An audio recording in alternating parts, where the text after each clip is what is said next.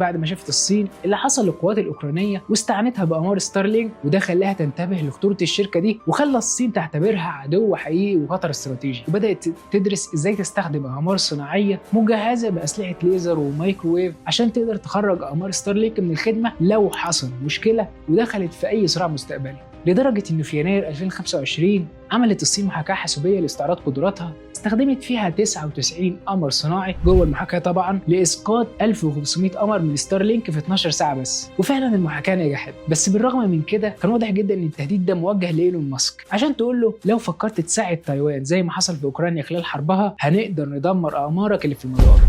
صحيح ما تمش تدمير أي أقمار لأي دولة بأي وسيلة لحد دلوقتي، لكن ده ما منعش 4 دول تقرر فعلا، واسمع دي، تدمر أقمارها الصناعية الخاصة بيها بنفسها. الدول دي زي ما أنت متوقع الولايات المتحدة والصين وروسيا والهند. طيب هل الهدف من ده إظهار قوتهم